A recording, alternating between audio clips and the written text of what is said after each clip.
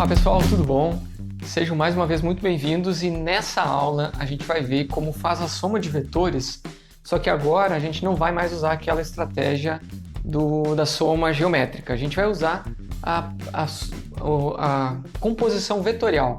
Quando a gente escreve vetor como componentes vetoriais, né, as projeções em x, y e z no sistema de coordenadas, a gente pode usar essa descrição vetorial para fazer a soma de vetores, e isso vai nos possibilitar, por exemplo, somar vários vetores, não vai precisar só fazer aos pares, como a regra do paralelogramo nos exige. Então vamos lá ver como é que funciona.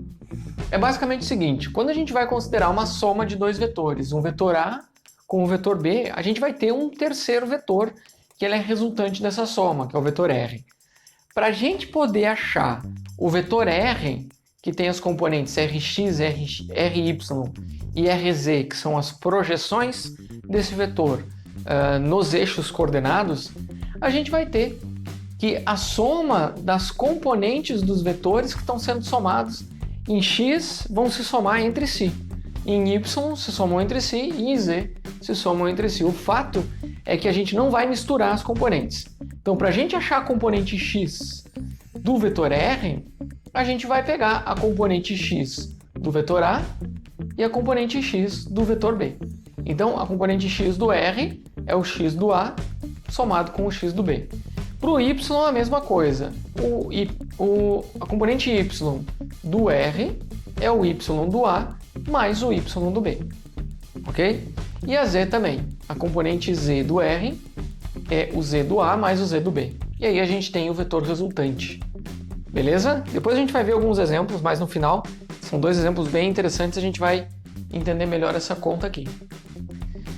Basicamente o que a gente vai fazer no passo a passo é assim, para a gente somar dois vetores, a gente vai primeiro obter as componentes escalares. A gente primeiro tem que escrever esses vetores como na notação vetorial, né?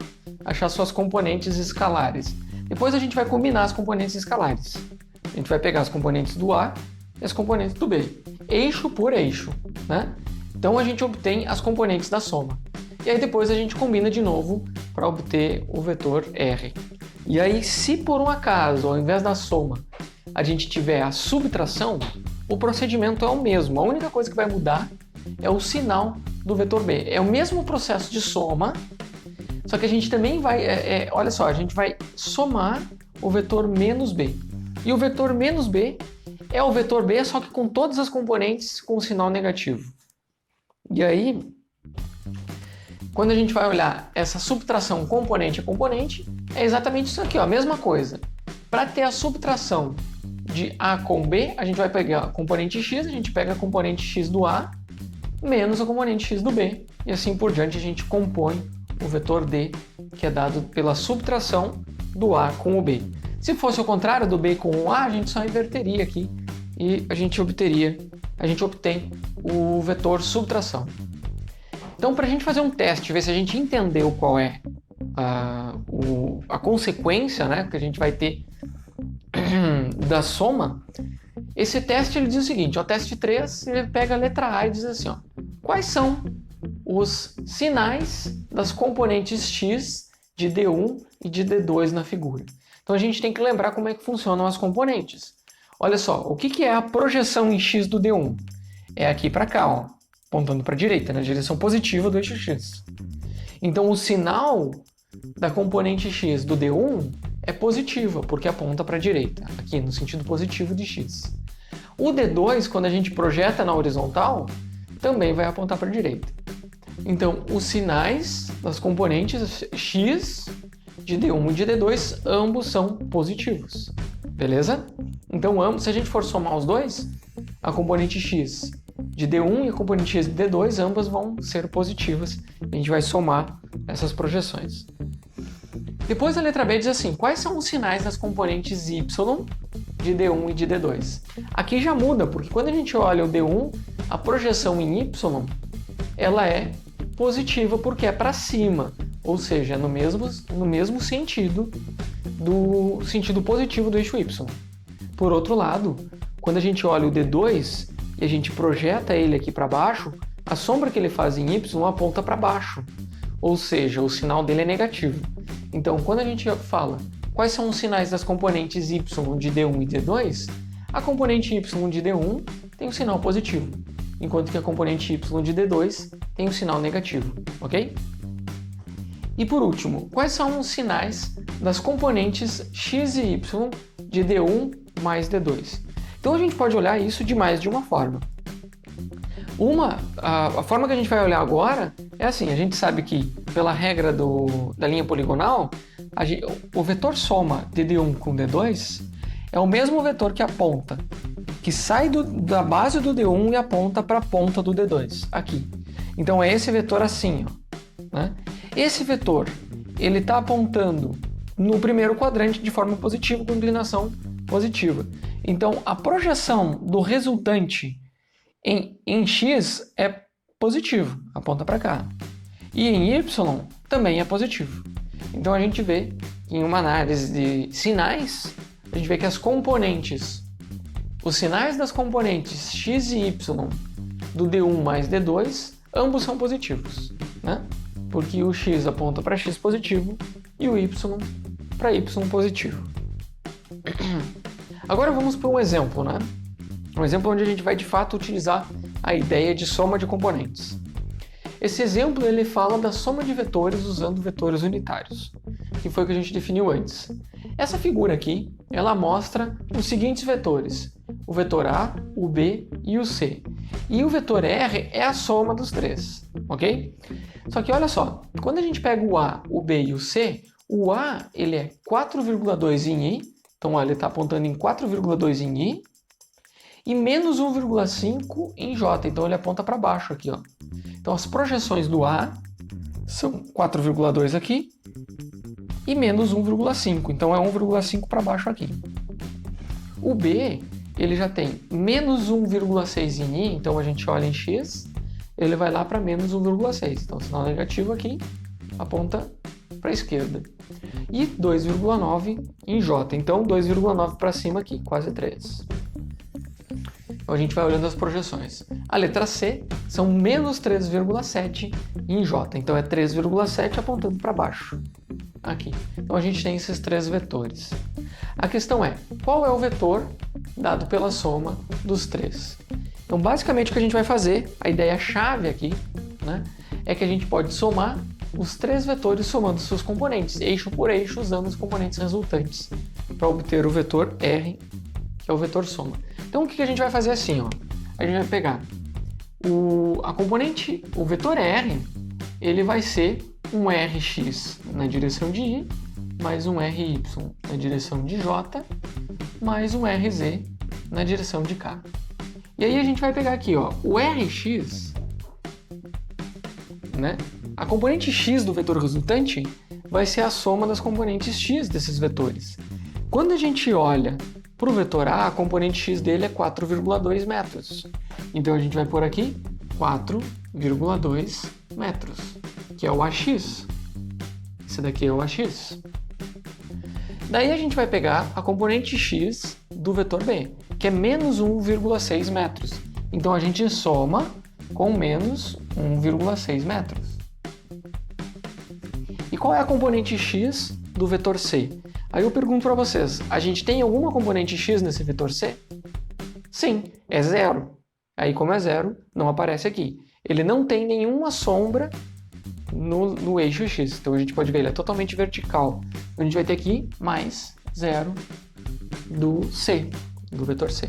Então essa é a componente x do vetor resultante. O Rx vai ser 4,2 menos 1,6. Então a gente tem aqui 6 e aqui 3 vai ficar 2,6, né? 2,6. Então essa é a componente x do vetor resultante. A gente já vai pôr aqui 2,6 metros em E. Depois a gente vai ter a componente y. O Ry vão ser todos os componentes que tem o J, né? Então o vetor A vai ter menos 1,5. Então a gente vai ter aqui, ó, menos 1,5 metros. Depois a gente vai somar com o 2,9 metros, que é a componente y do B.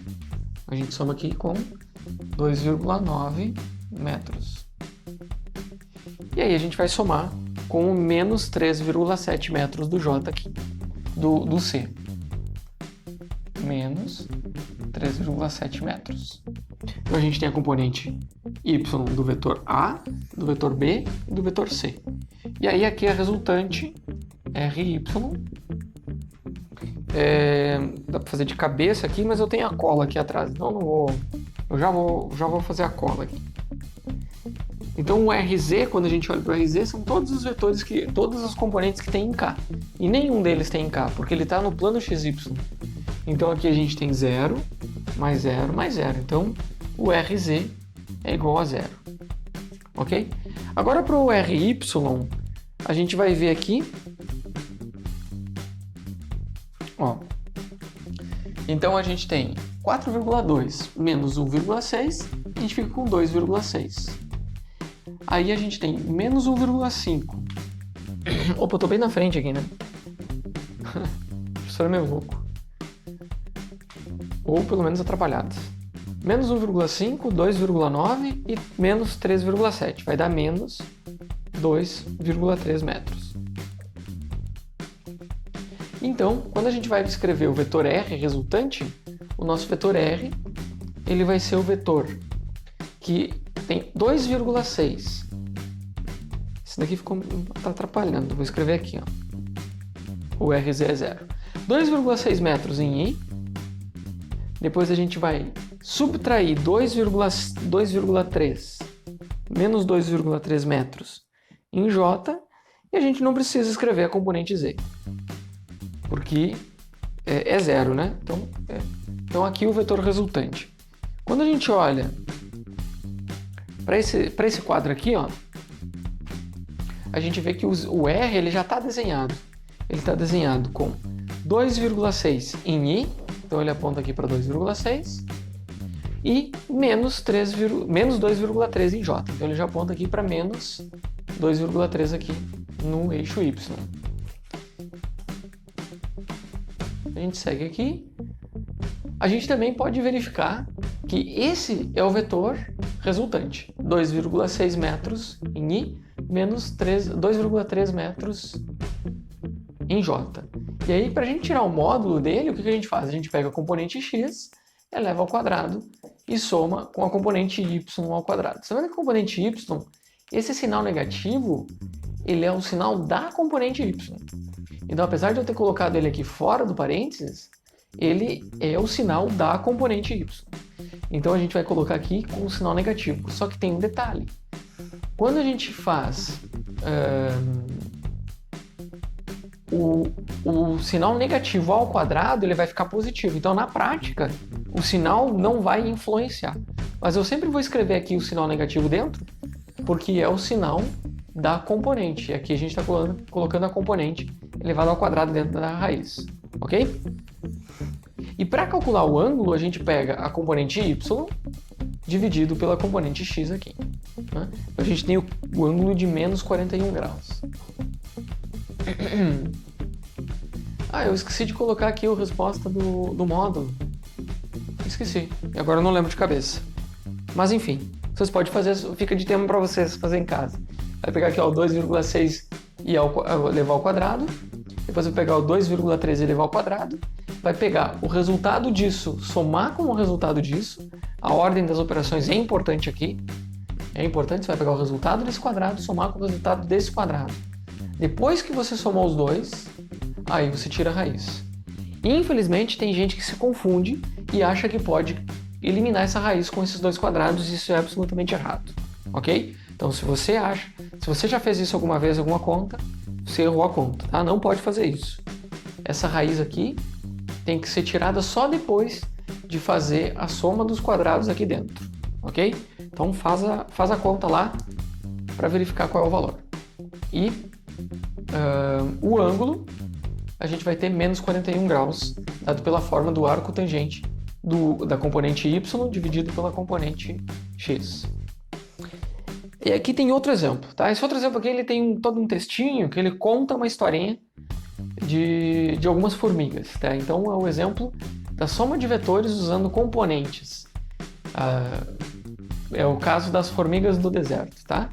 Então eu vou ler para vocês rapidinho, vocês vão me acompanhar, uma história interessante que dá o contexto do problema que a gente vai resolver. Então o problema diz o seguinte: a formiga do deserto, a Cataglyphes fortis, ela vive nas planícies do deserto do Saara. Quando uma dessas formigas sai à procura de alimento, ela percorre um caminho aleatório em um terreno plano, arenoso, desprovido de acidentes geográficos que possam ser usados como referência. Mesmo assim, mesmo ela estando num espaço plano, sem pontos de referência, quando a formiga decide voltar ao formigueiro, ela vai diretamente para casa. Então ela não se perde. A questão é que, de acordo com algumas pesquisas, a formiga do deserto ela mantém algo como se fosse um registro dos seus movimentos em um sistema de coordenadas mental. Quando decide voltar ao formigueiro, ela soma todos os deslocamentos em relação aos eixos do sistema e calcula um vetor que aponta diretamente para o ponto de partida. É como se ela nunca perdesse o ponto de partida de vista, mas ela faz vários deslocamentos e sabe qual é a direção para voltar. Como exemplo desse cálculo, bom, tenho certeza que muitos de vocês devem estar pensando: nossa, nem eu sou capaz de fazer isso. Eu às vezes me perco, eu admito. Como exemplo desse cálculo, considere que uma formiga executa 5 movimentos, cada um deles com 6 centímetros, em um sistema de coordenadas bidimensional, um sistema de coordenadas x e y, nas orientações mostradas na figura, que está no próximo slide. Então, partindo do formigueiro, no final do 5º movimento, a questão é: quais são os módulos e o ângulo? Quais são o módulo e o ângulo do vetor de deslocamento total? E quais são os valores correspondentes do vetor de retorno, que é o vetor que a gente chamou de de volta, é o deslocamento de volta, que liga a posição final da formiga à posição do formigueiro? Então, em uma situação real, esses cálculos vetoriais, esse cálculo vetorial ele pode envolver milhares desses movimentos, porque ela vai dando passinho, passinho, passinho, né? Aqui a gente está dando um exemplo de 5 movimentos e só para demonstrar a ferramenta matemática que a gente construiu para o cálculo vetorial. Ok? Então, os deslocamentos que ela fez foi o seguinte: ó, ela saiu do formigueiro e andou, lembra que é 6 centímetros, né? 6 centímetros direto no eixo X. Depois outros 6 centímetros, só que com um ângulo de 30 graus com o eixo X negativo. Ó. Depois ela andou mais 6 centímetros, fazendo um ângulo de abertura aqui de 150 graus. Depois ela fez mais 6 centímetros, só que aqui com um ângulo de abertura de 120 graus. E depois mais 6 centímetros com um ângulo bem fechado aqui de 30 graus.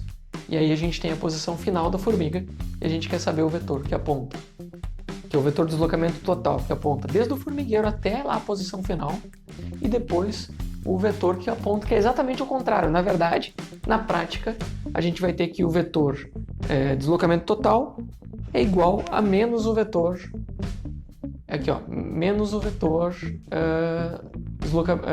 que aponta para a volta, né? Então, ó, em seguida, então a gente vai determinar as resultantes das componentes totais. Então, olha só, o vetor resultante de todo o deslocamento é esse daqui. Aqui já está a resposta, a gente vai chegar nela depois. Só que aqui está o desenho, ó. É esse aqui o vetor resultante da posição final. E o vetor da volta é menos o vetor da ida, do deslocamento total. Então, qual é a ideia-chave para resolver esse problema? Então, a gente vai considerar o deslocamento total resultante, que é resultante da soma dos 5 deslocamentos. Então, a gente vai calcular a soma primeiro para as componentes x. Então, você tem o D1x, o D2x, o D3x, D4x, D5x. E depois a gente vai calcular as componentes y. D1y, D2y, D3y, D4y e D5y. E aí depois a gente constrói o vetor deslocamento total novamente. Então, olha só, começando pelo x. Pelo x a gente tem o seguinte: quando a gente pega o deslocamento em x, olha só, a gente tem 6 centímetros vezes o cosseno de zero. Vamos voltar aqui e vamos olhar como é que fica esses cossenos. Olha só, qual que é a projeção do D1 em x? É 6 centímetros vezes o cosseno de zero. A projeção aqui do D2 é 6 centímetros, só que aqui a gente vai fazer o cosseno desse ângulo aqui de fora. Olha aqui, ó.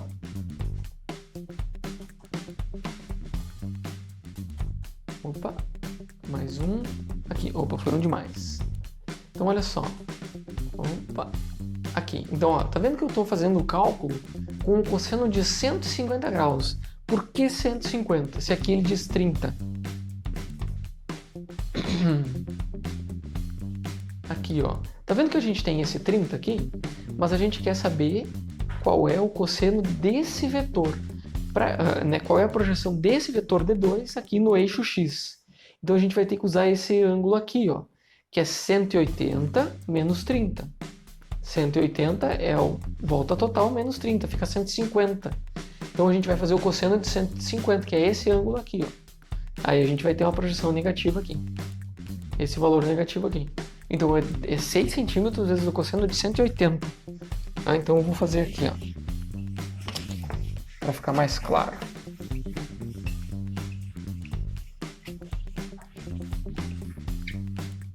Então o D1 é fácil, porque é só assim, né? Então o D1, a gente tem o D1x é igual aos 6 centímetros cosseno de zero. Agora a gente tem o D2. O D2 ele já tem um ângulo assim, ó. Então a gente vai ter que fazer com o eixo X aqui, esse ângulo aqui. Aqui a gente tem 30, para fechar o 180 falta 150. Então o D1, 2x, né, que é essa projeção aqui, ó, em x, ele é o 6 cosseno de 150. Depois tem o D3. O D3 é quando a gente pega o D3 aqui, ó, a gente tem um vetor que a projeção dele é exatamente no sentido do x negativo. Ou seja, se aqui é o x positivo, né, ele está projetado aqui sobre o eixo x, aqui é o zero, então a gente vai ter um ângulo de 180 aqui. Então a gente vai ter o D3x, ele é 6 centímetros vezes o cosseno de 180. E o cosseno de 180 é menos 1. Então a gente vai ter o 6 apontando exatamente com o sinal negativo aqui. Depois a gente tem o D4 aqui. O D4 ele está apontando para baixo aqui, ó. E a gente vai ter que ter todo esse ângulo aqui, ó, todo esse ângulo. Só que a gente sabe que aqui tem 30. Então como é que a gente vai fazer essa projeção? Vamos ver como é que a gente faz. Então aqui é o D4, aqui a gente tem o eixo X, que é horizontal, e a gente quer saber qual é esse ângulo aqui, ó, né? Ou a gente pode fazer esse outro ângulo aqui, só com sinal negativo, né? Então, para cá é positivo, para cá é negativo, a gente tem o mesmo ângulo. Então, olha só, se aqui a gente tem 30, né? Então aqui, ó, aqui é 90, aqui a gente tem 60. Se aqui tem 30, aqui tem que ter 60 para fechar o 180 de um triângulo. Ok? Então, olha só. Se a gente tem 30 aqui, 60 aqui, e aqui, ó, seria menos 180, então menos 180 tirou esse 60 aqui, a gente vai ficar com menos 120 graus. Aqui. Deu para acompanhar a ideia? Ó, tem que fazer uma análise. Uma meia volta é 180. Aí a gente tira esse 60 daqui, sobra menos 120. Então a gente vai fazer o D4x como sendo 6 vezes o cosseno de menos 120. Assim. E o D5 não vai ser o cosseno de 90 graus, né? Então o D5x vai ser 0, que vai ser o cosseno de 90 graus. Vamos olhar aqui, ó.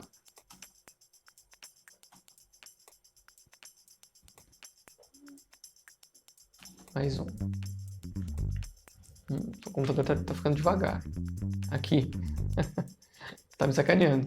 Então a gente tem, ó, o primeiro ângulo que a gente viu é 0. O segundo é 150, tá aqui, ó. O segundo é 150. O terceiro é 180, porque é sempre com eixo x positivo. O quarto é menos 120, porque fica mais fácil a gente olhar para cá. Ou a gente poderia olhar esse daqui, que ia dar o mesmo cosseno, né? O de cima, que daria 180 mais 60, ficaria 240, né? A gente poderia olhar o 240, que dá a mesma coisa, que o menos 120. E o D5 é 90 graus. E aí, então, aqui a gente tem cosseno de 90, que é 0. Depois, para as componentes y, a gente vai ver que a única coisa que vai mudar aqui, em vez do cosseno, a gente vai ver o seno. Seno. Mas esses ângulos aqui, ó, a gente analisou eles aqui. Então, quando a gente soma essas componentes, a gente tem, ó, 6 cosseno de 0. Cosseno de 0 é 1, a gente tem 6. 6 cosseno de 150. Cosseno de 150, eu não lembro de cabeça, mas fazendo na calculadora a gente vai chegar com menos 5,2. Cosseno de 180, o cosseno de 180 é menos 1, então a gente vai ter menos 6 aqui. O cosseno de menos 120 vai ser menos 1,5, então a gente vai ter aqui menos 3.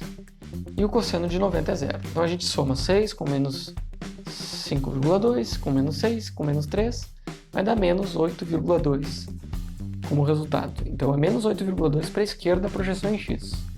Beleza? Aí depois a gente vai fazer a mesma coisa em y. Só que agora em y, o que a gente tem são os senos. É o seno de 0, o seno de 150, o seno de 180, o seno de menos 120 e o seno de 90. E então o seno de 0 é 0, o seno de 180 também é 0. Agora o seno de 150 é 1,5. O seno de menos 120, daí eu não lembro de cabeça, se não me engano é 0,86, menos 0,86. E aqui o seno de 90 é 1.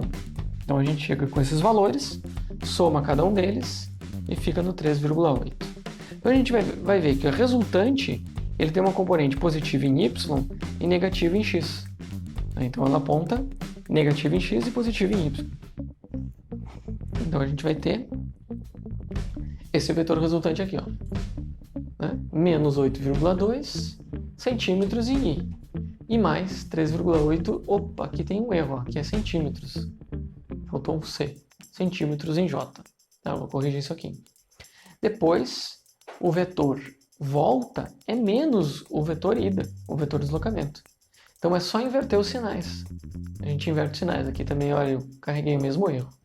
Tem que ter centímetros aqui. Ó, aqui eu já corrigi. Então, desculpem o erro. Então, o módulo do vetor volta é igual ao módulo do vetor deslocamento. Que eles têm o mesmo módulo, que eles mudam o sentido, né?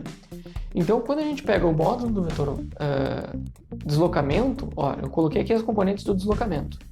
Ficou negativo, mas ao quadrado vai ficar positivo. Aí depois você pega esse aqui que é positivo, ao quadrado vai ficar positivo. E aí a gente soma os quadrados, a gente vai ter aproximadamente 9 centímetros aqui. E o ângulo, a mesma coisa. Só que o ângulo aqui a gente precisa tomar um cuidado especial, tá? Um cuidado especial por quê? Olha o que acontece. Aqui, eu errei, esqueci de um sinal aqui também, aqui é menos 3,8. Aqui o ângulo, essa edição dessas equações aqui dão bastante trabalho, eu acabei esquecendo de um sinal aqui também. Qual é o ângulo que eu vou calcular primeiro? Eu vou pegar o ângulo do vetor deslocamento, onde eu pego o deslocamento em y e divido pelo x. É assim, ó, o deslocamento em y dividido pelo x, então aqui faltou um sinal negativo.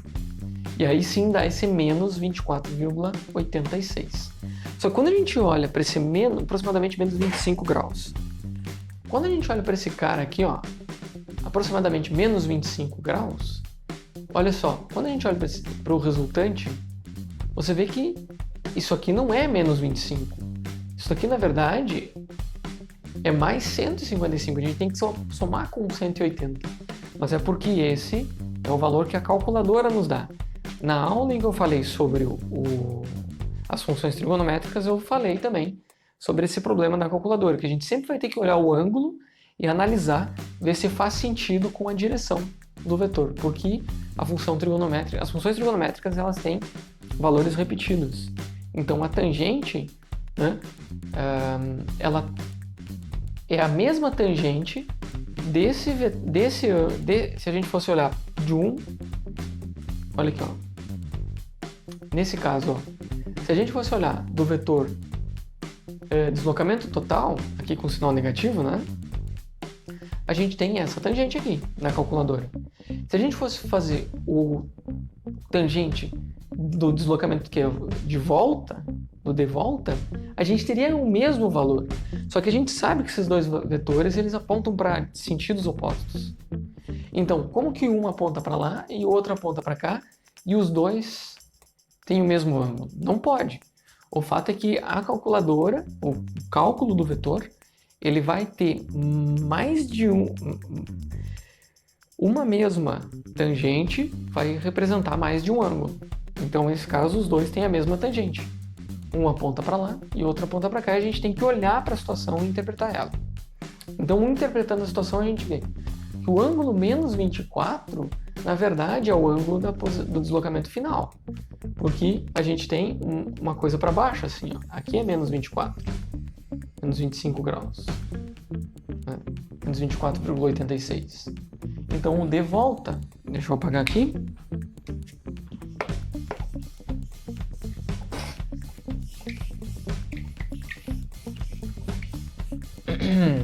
Então, o de volta, a gente pode pegar o eixo X aqui e colocar ele para cá, o de volta, e ver que aqui tem menos 25 graus, aproximadamente. Enquanto que...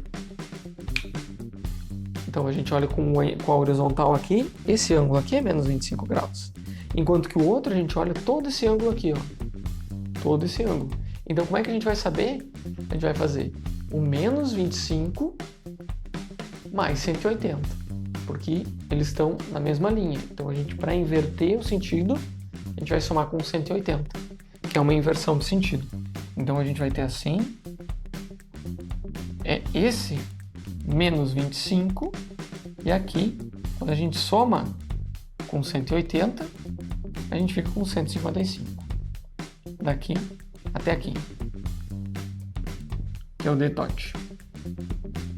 Então esse aqui é um bom exemplo para a gente se dar conta da importância de interpretar o resultado do ângulo quando a gente tem uma situação de vetor, né? Será que o ângulo ele está dando o valor correto? Como a gente viu aqui, ele pode dar o valor invertido, né? Então a gente vai ter que interpretar, eventualmente a gente vai ter que somar 180. Então, pessoal, com isso a gente encerra a soma de vetores a partir de seus componentes.